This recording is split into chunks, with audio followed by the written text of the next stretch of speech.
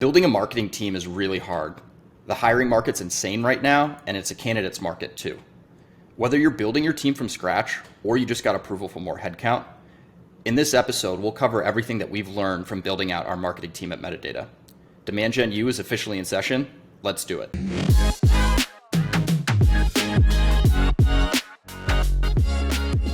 So before we even talk about anything on this episode, Jason, I think we're going to include a disclaimer, not for legal purposes, not for anything, but I think I want everyone to know this before anything else is said. There is no magic pill or one size fits all for this topic of how to build a marketing team from scratch. There are so many different factors that contribute to this, some internal, some external, but to think that you're going to find a recipe to go do this on your own, you are listening to the wrong podcast. We good? Yeah, we're probably going to hear a lot of it depends on this one. Yeah.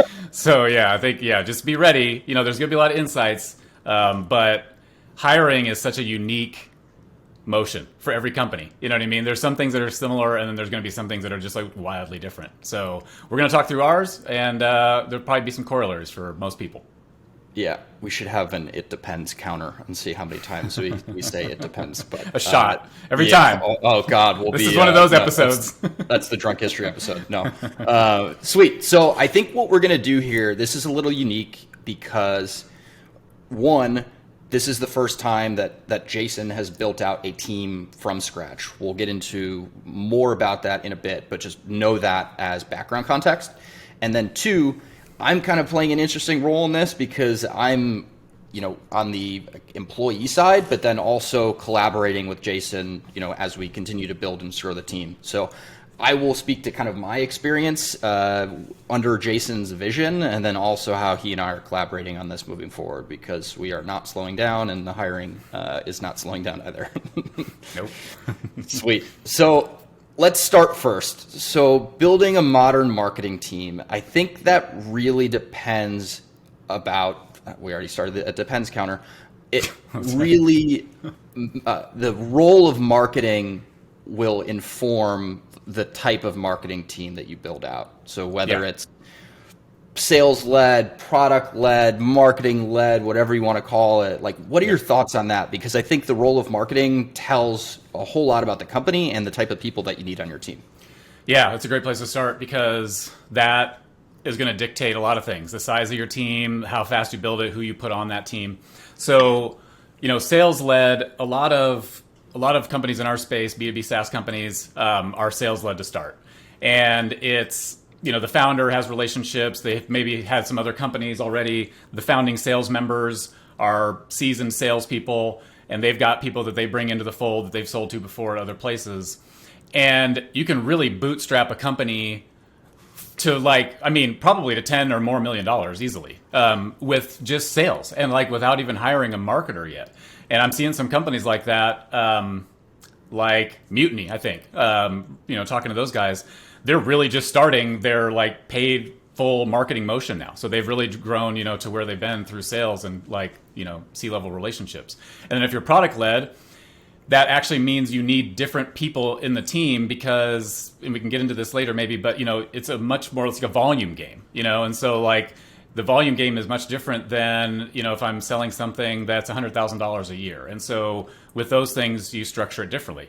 And then marketing led, if you're okay, we're going to win this thing with marketing, and it's not product led, and it's more of the traditional B2B, then you're structuring it in a different way there too. And then there's community led, which is a new one as well. And so all these different led motions will require a different makeup of a marketing team. All I heard was that marketers are really good at complicating team structures, but no, I think there's a important distinction between all of those. So next question for you. When you were, evaluating Metadata as an employee, did you know what team structure you were kind of anticipating that you would need to build out? And I'm curious, is that the same team structure that we're building out today? That's a good question. So I didn't have any idea what I was doing really when I first started, or what roles I would need. But based on my experience in ops and analytics, my mind first went to operators, performance marketers, math people, and so I thought we're gonna we're going to performance marketing our way into this thing, is really what I thought. And no, that's definitely not the structure, that we ended up having. Hiring you first was a combination basically of like ops and brand basically. And so, that was a good, for me, like a wedge into, you know what I mean? Like the non-ops roles, and, really starting to think about the importance of those. And pretty quickly, honestly, like my mindset shifted coming into this role from hey, you can really grow a company in this space. Now you can do this in other spaces, but like in our space, I was thinking, man, you can really grow a company on features, benefits, and performance marketing. And it's been a learning exercise for me these last almost 2 years now, because it's like, no, we would not be winning if that was the main focus. And so anyway, we're not talking about that in this episode, but that guided a lot of, the later decisions, that we made. So we'll actually cover part of that in the next little section of this with first few hires. So I'm glad that you mentioned it, but I was going to stop you so you didn't take too much of our thunder. So I think the next question that I would ask is your vision for this marketing team. What is your vision? Because I think we'll anchor a lot of the remaining parts of this combo around that. Yeah, so my vision was really based on a lot of the experiences that I had being sold and marketed to in my other roles. So like most of the time, like director of marketing ops and stuff, you're not getting a lot of sold to when you're at smaller companies, but when you're like VP of marketing ops at a big company, that's like everything is like coming at you. And I realized through that time it was like the kind of marketing that worked on me. And I wanted to basically do that. And there wasn't a lot of companies doing that. It was like maybe 1 out of 10 that I would engage with were like at that level where I was like, oh, I'm actually enjoying the marketing and selling process. It's not like, I'm not like, stiff arming and like trying to dodge, and like, it was like, yes, this is fun and interesting. And that's what I wanted for us here. I wanted to replicate that experience that I had, those good experiences that I had. And so really it was honesty, authenticity, transparency, and realizing kind of like everything on social media, like most people just talk about all the wins and like everything that they're doing right and like, oh, my Series A and blah, blah, blah. And then you don't hear about the things that don't go right. And I personally, if you tell me the things that are going right and going wrong, that just builds so much more trust with me, because I'm like, you're real. Nobody's perfect, so you're real now. And I just wanted to replicate that through the marketing that we did. And I wanted it to have personality, and so I wanted it to have like, even though I was coming at it from the ops standpoint, I really wanted personality with it. Because again, that was the stuff I had seen and engaged with had personality. And so, trying to come up with a brand framework that described ourselves, in like a witty, nerdy, trustworthy, responsible, kind of person, give personality to it. And so, and then I wanted to be marketing led. Like I wanted to really say this company is being driven through marketing primarily. And so, yeah, that was kind of my, I guess, early vision. Just so everyone knows that Jason is not full of shit, everything that you just said, Jason, I actually looked at that original brand doc that you put together from sometime in 2019, and a lot of those points still hold very true today. So I think it's a testament to the vision that you had and that we've been, sticking to as we continue to hire and grow the team. So that is pretty cool. Nice. So you've got the vision. Now, how do you translate that vision into which roles that you need to hire for? Like, what are the types of things that you're considering, when you need somebody like myself? So this will be funny because we're going to talk about me here.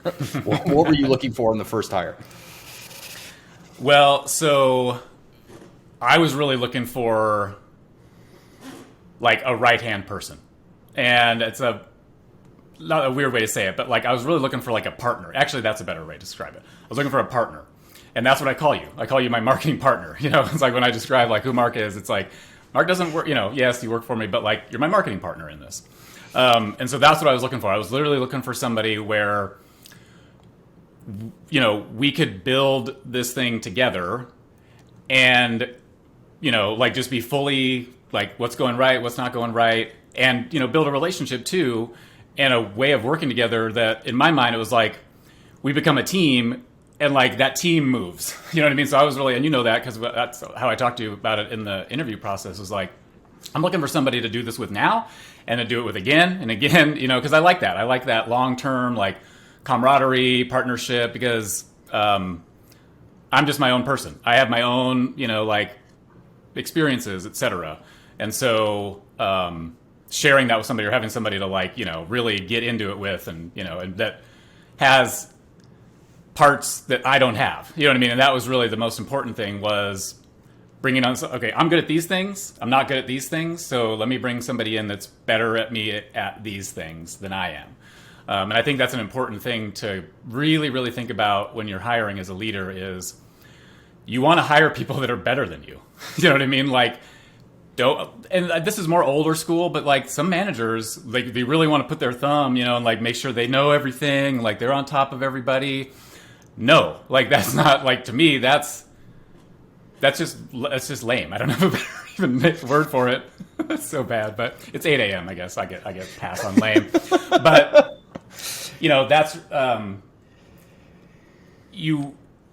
why wouldn't I surround myself with people that are better than me at these things? Otherwise, I would just do them. You know what I mean? If I'm better than you at these, then I'll just do it. So that was really for your hire. Like, when I was thinking about you, that was like all the things.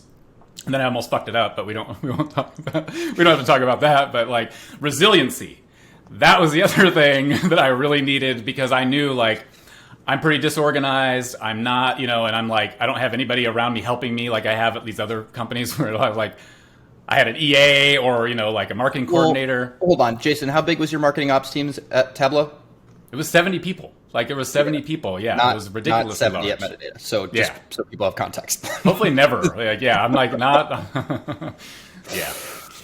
Or I'll be a part of that cog. I'll be a cog in that wheel. Yeah, that's a lot of people. So I guess the next question here is, you mentioned a couple things as you're looking for in that interview process. So when you're looking for a partner or even some of those first few hires, like, how do you vet that as you're trying to meet and find the right people? To me, it's the relationship building. Even still to this day, I've been hiring people for 20 plus years, and I really don't have like a set process, which is probably bad. I should, but I don't. A lot of it is gut, and we'll talk about diversity here in a little bit. So when you just use your gut, that'll often steer you like narrowly into people that are just like you. But I knew, like, the first couple of hires kind of had to be that way, because I wanted to have that, like, real gel and just, like, really right out of the gate, like, just we have the same, like, and like you and I share a lot of the same thinking around, like, the crappiness of B2B, you know what I mean? Just like attribute, just like all these like ridiculous principles. B2B things. Yeah, the principles. And so we saw eye to eye on that, and that was, that was really what I was, what I needed. Somebody that, like, you just got, you get each other. And I don't know. So let's talk roles here. So for, the second role that you hired being my role, and then some of the other roles that we hired for in time, did you know that those were the roles that you wanted to hire for? Or I guess, how did you get to, this is the exact profile and role that I need? Yeah. No, I didn't. But I think it's interesting. It starts to surface. It starts to surface itself. And it does that by, like, okay, you and I are doing everything. Okay, if we're doing everything, all disciplines in marketing, then what are the areas that we're not great at, and or don't have a passion around, and or, I guess the last one is taking up a fuck ton of our time, and it's maybe not the most valuable use of the time. So really, you have an idea at the start, but then you get to that point where you're like, okay, we're actually way overloaded right now, and you start to be you're once you get to that overloaded part, you're able to see more clearly, like, okay, what are the roles that we need that are really going to free us up, so that, like, you and I can then focus on the things that we are, good at. And so, yeah, I didn't I didn't know, but it kind of it started to shape itself, and then you and I would talk quite a bit, and we usually saw pretty eye to eye. And you actually influenced me on several, probably two at least, I think, of the hires where I wasn't even thinking about it, and you just made a case, and it was just like very clear to me. It was like, yeah, that makes sense. Let's do that next. So let's talk through that, because I think that's a really interesting part of this combo of once you get to that point where you're feeling like you're overworked, I'm overworked, we need an additional role. How did we go about that process? And we can kind of riff on this for a bit. Which part? Like getting approval for them, or getting to the actual people? I'd say we'll kind of break it up into three parts. So the first really is you and I debating, makes it sound like it was way too formal, but you and I kind of riffing on what that next role should be, and maybe one of the roles that I had to convince you on before you were fully bought in. Yeah. I think what we did is we both put like, this is what we think should be next. And I think that we came together then and we like, hey, are we aligned here? And I don't remember exactly where we were. I'm sure we were probably on a couple of roles. We'll see how good our memory is here, but yes. Maybe off on a couple of them. But you've kind of influenced me on three roles. I mean, Justin's, the content role I don't feel like you had to influence me on that. I feel like that one we were like, this needs to be the next one.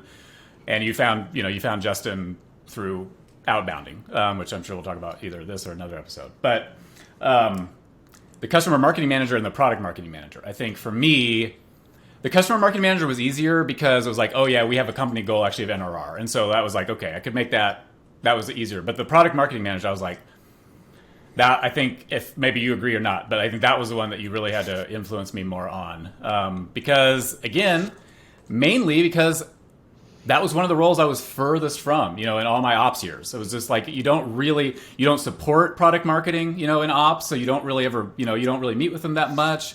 So I honestly had very little idea what product marketing, I had the high level, I could talk about it, but like, I had no real idea, like what they really do, and so that's the one where, but then again, I don't think, tell me if you agree, did you have to do too much convincing, or was it pretty much kind of like, was it pretty easy? Was it just like, hey, this is why, and I can't remember. Yep. So to take one step back, how we've gone about this is you and I don't know if we've done this intentionally, but this is kind of how it shaked out, and I think it's been working so far. We've had a conversation every couple months about what are the next 5 hires that we want to make, whether we have approval for those 5 hires or not, but it's just constantly thinking where we are today as a marketing team and as a company, what our goals are, where we're strapped, and what we need to get us to where we need to be. And we've done this probably 2 or 3 times at this point. And I think in each of those conversations, let's just say there's 5 roles each time, I think we were totally in sync on 3 out of the 5 roles every single time. And there's always been 2 roles where I've had different roles than you've had, and that's where we kind of debate this a little bit. Yep. It was less me persuading you, and I think more educating you, because it was like for the product marketing role, it was just something that you hadn't hired for before, and it was something that was unfamiliar like to you. So when we had these conversations, I was just showing you what good product marketing looks like, what the roles and responsibilities entail, and what we're not getting to today, and more importantly, the timing of when you hire someone to lead product marketing. So that was not really a tough conversation, because I think you're very reasonable at the end of the day, but it was really just presenting facts. And as soon as you saw that, it kind of seemed like a slam dunk. Yeah, that's what it felt like to me too. I didn't feel like I was talked into it and like had buyer's remorse or anything afterwards. It was like, oh yeah, it makes sense, and I fully support it. And then Gil always challenges me, on every role. He's like, tell me exactly why you need, why do you want this role? I mean, not in a, like hard way, but he wants to know that I am convicted about it. You know what I mean? And that I've really thought through, like, why is that the next role, and what are they going to be able to do for us? And he's really more interested in like, how is that role going to free up our time? He's always asking that too. But yeah, it was, and for me, Alex just started, but I already know, like, I don't even question. Like, I already know the benefit we're going to get from that, because our product, honestly, is really amazing. You know what I mean? So like, and we're kind of shortchanging it. We're doing great marketing, but like we've shortchanged it in terms of like how we present it to the community. So let's get into the last part of your first few hires. So this is a big topic, and I'll try to time box this, but hiring generalists versus specialists. When are you looking for generalists, and when do you start to look for specialists? Yeah. And this is an interesting one because this then kind of harkens back to my older days where I had these bigger teams and everyone was a specialist. Like almost too much, and that you get a team of that size and you really do feel like a cog in the wheel. You're like, oh, I'm taking papers from the customers and I'm walking them to the engineers. It's just like that's all you do.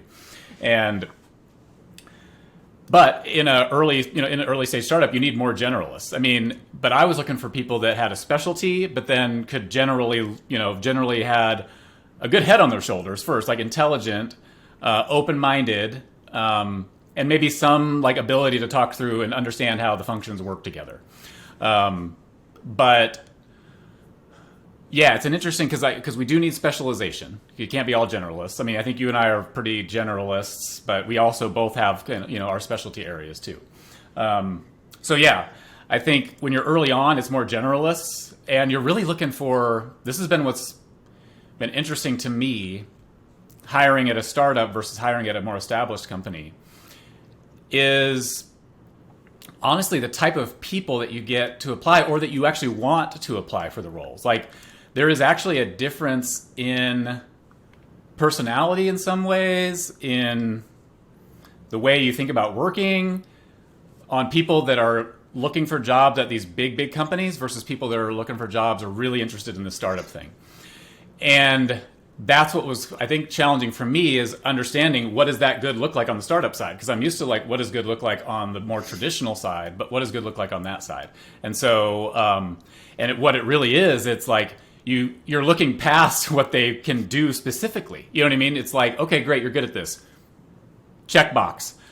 Now what? Do you have this? Are you resilient? Can you onboard yourself? Can you, and you're also pretty junior because that's kind of what we can afford. And that's, what people are, and honestly, like a lot of the good up and coming people. So you're looking for up and coming people too, that have the capability. So now you're hiring for capability a lot more than you're hiring for like what they've done and their experience. And that actually, that's challenging.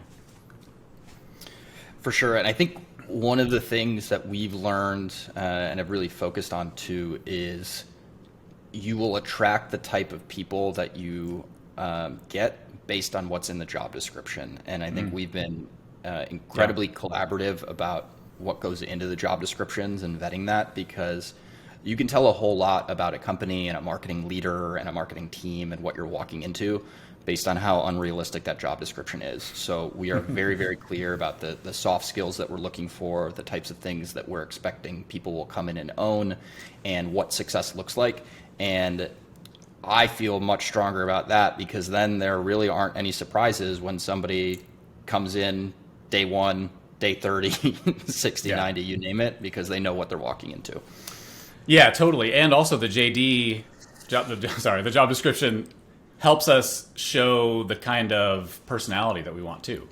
So I think probably in my ops job description, I said something like, you don't believe in attribution, or something just like that just gets them like, oh, wait.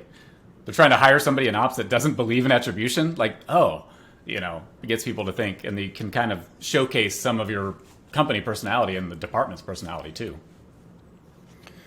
So we've got, some of these first few hires in mind. We're making these hires. Then you have to build out and structure a team. So how do you approach structuring the metadata marketing team, and what are the types of things that you're thinking of? Yeah, I haven't thought a lot about this. I do know that I don't want a deep hierarchical organization. And so, you've got people that work for you. I have people that work for me. That's probably it for a little while, and maybe that's normal at startups. I don't know, but like that's just. And also, even if we get a little deeper at some point, just because of the numbers of people, the importance is like that it doesn't feel that way. You know what I mean? So like the structure, I always want the structure to be like, oh, I don't care where you report or where you work. There's just clean and clear lines of communication, up, down, sideways, everywhere. And everybody talks to each other as if they were colleagues, not like, well, you're my boss, so let me make this, let me put spin on this, or, let me make it shinier than it is, and so, but the structure, I haven't thought a lot about it. I just know that I don't want it to be super deep. I want to hire specialists in the discipline areas, and then I want to grow the teams around them. So every person we've hired, none of them are directors yet, but I've told them, I said, I don't want to hire above me. You're lying because you have thought about this. This is your plan, so keep going. I guess I have. I guess I have. I want to build around the people that we hired first, and so even if they aren't quite ready yet for that, that's our job. Okay, let's get you ready for that because, I'm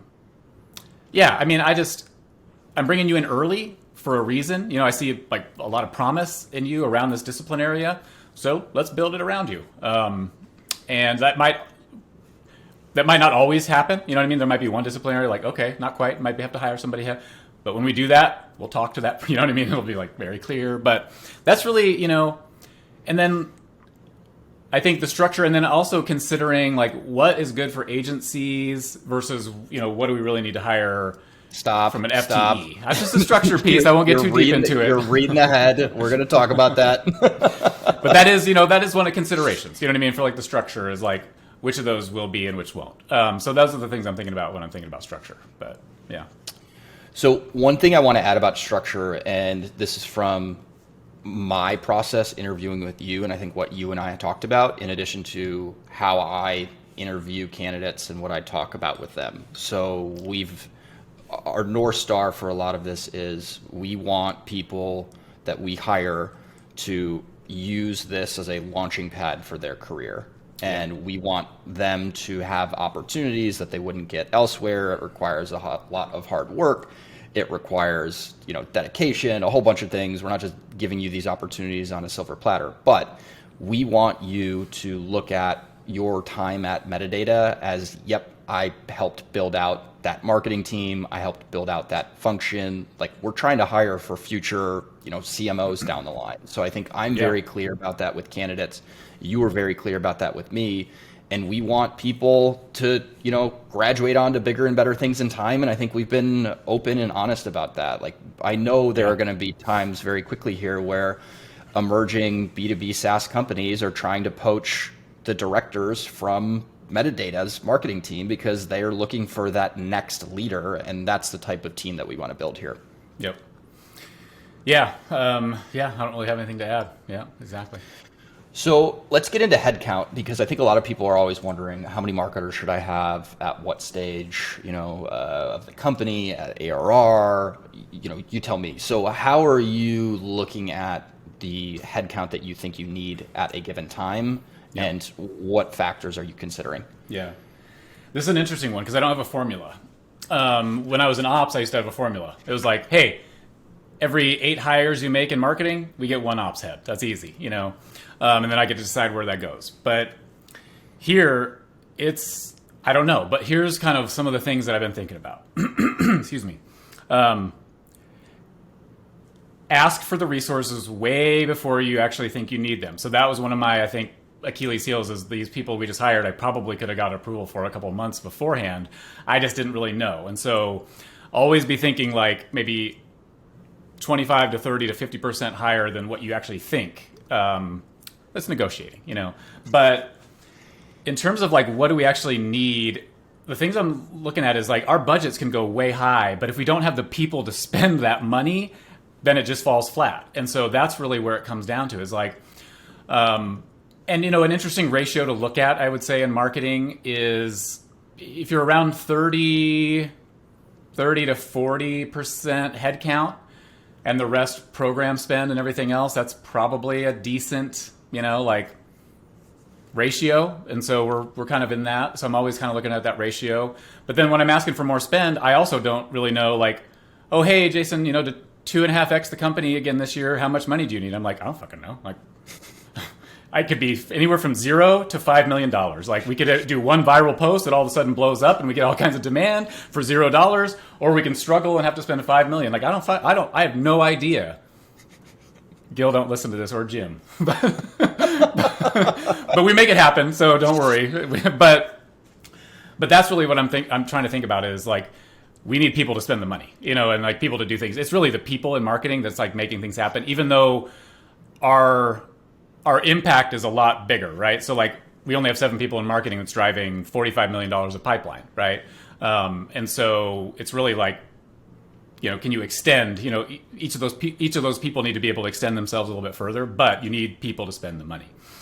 And in that program spend, that's that 70% can still be spent on agencies. So it's still kind of people related, but it's still considered program because it's not headcount. And so we spend a lot of money on people through contract people. And most of them are freelance. We do work with 2 agencies as well on a longer term basis. But, there's certain pieces that you just really have to think pretty hard about where agencies play and where they shouldn't. And it is a little bit like unique. It depends. But here's some things to think about. The first thing is, what information do you actually want to keep really inside your organization? Like, what's the stuff that's really important to like keep that internal knowledge? So in my mind, it's analytics. It's maybe demand gen, like the actual people coming up with the strategy. It's definitely like brand people, but not necessarily the creative producers, but like the people like responsible for the brand. These are the roles that they're really important to how your company shows up. And also the analytics, the reason for that is analysts just stick a lot of data in their brain and they're just better analysts over time given the same exact data. So you don't want to give that stuff externally because then it can go away way too easily and then you're basically starting from scratch. So that's kind of how I think about agencies to begin with. It doesn't mean that you don't have to plug a hole in those areas with agencies still every once in a while, but there should, in my experience, there should always be an internal person that really is there, understands it, knows it in those roles because the continuity of business is important there. Places where agencies, I think, can really shine, creative. Because when you're really starting out, creative is disciplinarian. That's the worst word. You got video people, you've got people that are good with copy, you've got people that are good with just animations, you've got people that, you know what I mean? So you've got all these different kind of disciplines, producers, editors, and then also the people that are just like coming up with the actual creative ideas.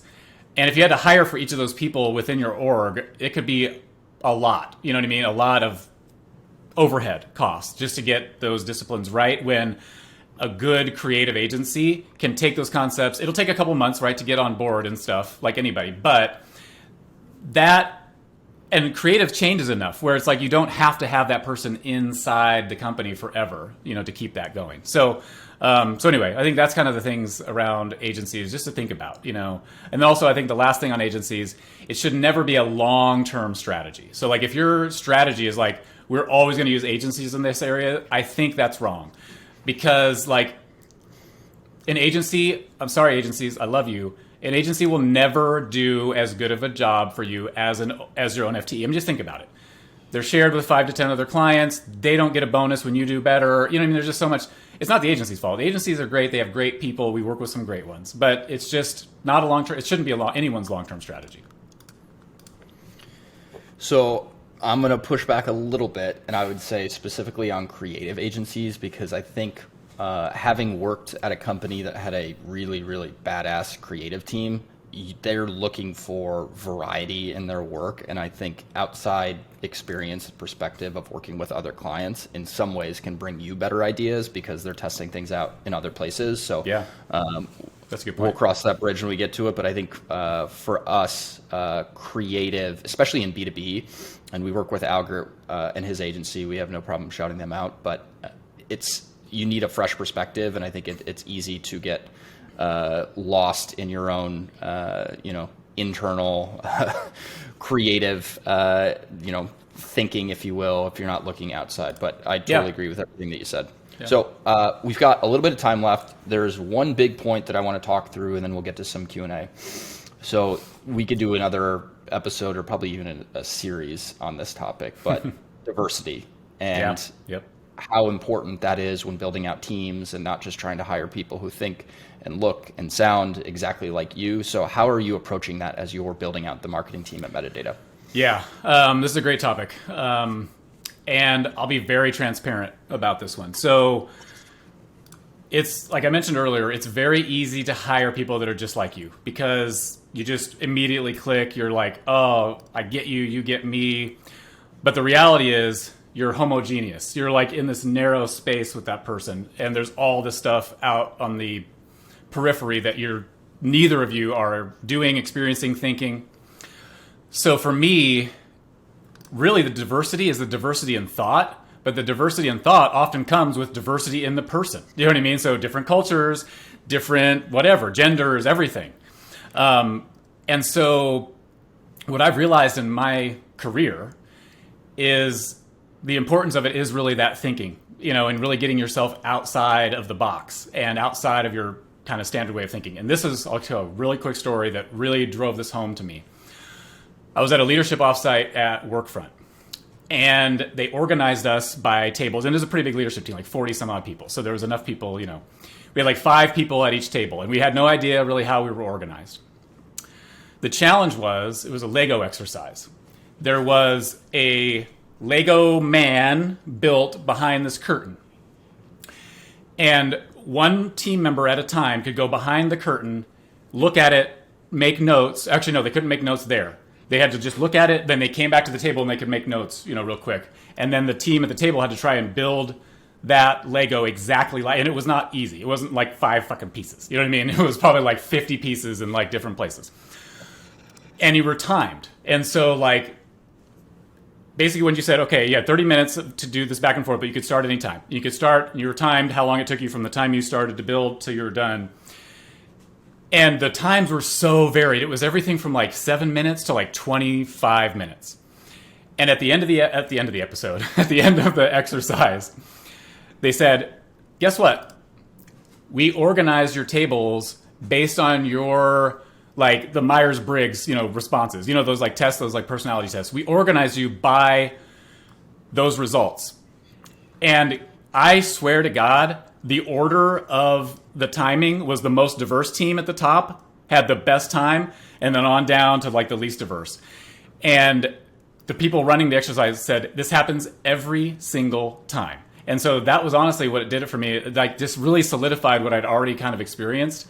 And it was like, my God, like this is amazing that it actually works out this way. And in such a much faster amount of time, I was like puzzled. Like, how did we did bad. Like my team was like 13 or 14 minutes. But yeah, so that really like, it was just drove it home. It was like, and then just having experiences where I've been changed or molded or impressed by somebody that's completely different from me, and it's changed my thinking. And so, and then everything from that to the team itself. If you just have a bunch of like all white males on the team, that's just weird, first of all. But then, like what are you missing out on? You know what I mean? Really, I think is what it comes down to. So yeah, I don't know. I feel super strongly about it. And honestly, when we went through this last round, we were hiring 4 new people. You and I talked about specifically, like, this cannot be all white dudes. You know what I mean? And it's not, thank God. You know what I mean? And still today, I think in B2B SaaS, you get a majority of your applicants are probably going to be white males. And so you have to, I think it was important for us to have that conversation and not just like both of us be thinking behind the scenes or like, because I know we'd both be thinking like, hey, this can't be all white male team. And so actually having that conversation, and it's okay to have that conversation, because it's an important, and you're not doing it to check a box. Like this isn't the fucking Rooney rule, which I just learned about last week. That really isn't a rule because it's not followed. Yeah. Yeah. So like you're not doing it to check a box. You have to, and so if you're doing it to check a box, just don't do it. Only do it if you really believe in it. I dig it. So 2 things. 1, a comment. It sounded like you were getting competitive in that offsite little exercise. Does that have any influence on how competitive you were in the escape room a couple weeks ago with some of the new hires? I love escape rooms. Jason was like a 12-year-old boy and was just coordinating everything and was so into it. It was. I love escape rooms. No, I don't know why. I've only done like 3 now, and I'm like, this is actually fun. So yeah, more escape rooms in my future. And then last thing, so we'll do one question just because we've this has been awesome, but we've gone a little bit over on time. So this is a big open-ended question, so maybe just run through a couple things. You've run teams and inherited teams before at very large companies, and this is the first time that you've built out a team from scratch at when you joined, it was seed stage startup, I believe, at Metadata. Yep. What are, maybe the top 2 or 3 things that you've learned now 2.5-ish years into Metadata? Yeah, that's a good one. Because when you inherit a team, you don't get to qualify them based on like how you like what you really want in the team. So you kind of have to be okay. And I'm not a scorched earth guy, so I don't come in and like everybody that's not like what I want, you're out. Ever. I'm not like that at all. Some people are, but it's what I love about what we're doing now, and just hiring every role brand new. It's a brand new role. We've never done it before here at Metadata.